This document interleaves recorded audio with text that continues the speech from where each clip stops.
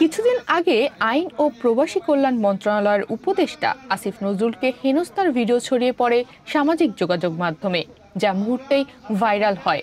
সেদিন হেনস্থার ঘটনায় চিহ্নিত হয়েছেন ৩ জন।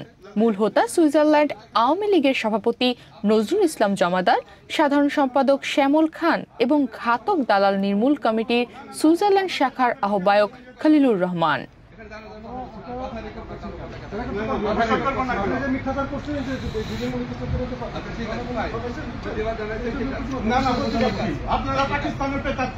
তারা উপদেষ্টা আসিফ নজরুলের সঙ্গে উত্তেজিত ভাষায় তর্ক করছেন, বারবার প্রশ্ন করেছেন, আপনি মিথ্যা বলেছেন। এক পর্যায়ে আসিফ নজরুল বলেছেন, আপনি গায়ে হাত দিচ্ছেন কেন? তখন হেনস্থাকারীদের জয় বাংলা, জয় বঙ্গবন্ধু স্লোগান দিতে শোনা গেছে।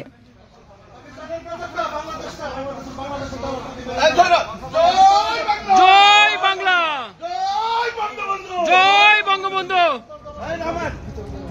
হেনস্থার সেই ঘটনায় জেনেভায় বাংলাদেশ মিশনের শ্রম কাউন্সিলর মোহাম্মদ কামরুল ইসলামকে স্ট্যান্ড রিলিজ করা হয়েছে। পাশাপাশি মিজানকে বরখাস্ত করার সিদ্ধান্ত হয়েছে। পুরোটা সময় জুড়ে তারা দুইজনই চুপ ছিলেন। এই ঘটনাকে উদ্দেশ্য প্রণোদিত বলে মনে করছে সরকার। সরকারের গুরুত্বপূর্ণ উপদেষ্টাকে হেনস্থার ঘটনায় দ্রুত সময়ের মধ্যে পদক্ষেপ নিয়েছে পররাষ্ট্র মন্ত্রণালয়। উপদেষ্টার সঙ্গে প্রোটোকল থাকার পরও কেন এমন ঘটনা ঘটল এবং তার সঙ্গে কাদের যোগ সাজশ রয়েছে তা জানতে চেয়ে সুইজারল্যান্ডের জেনেভার বাংলাদেশ দূতাবাস ও স্থায়ী কমিশনের কূটনৈতিক পত্রের মাধ্যমে ব্যাখ্যা চেয়েছে মন্ত্রণালয়।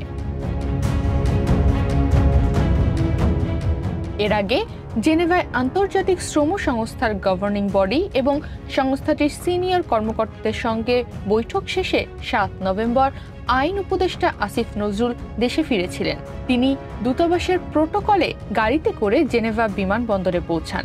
যখন তিনি গাড়ি থেকে নামেন তখন হঠাৎ একদল লোক এসে তাকে ঘিরে ধরে হেনস্থা করেন। হেনস্থাকারীদের সবাইকে শনাক্ত করা হয়েছে। তাদের বিরুদ্ধে আইনানুগ ব্যবস্থা গ্রহণের প্রক্রিয়া শুরু করা হয়েছে।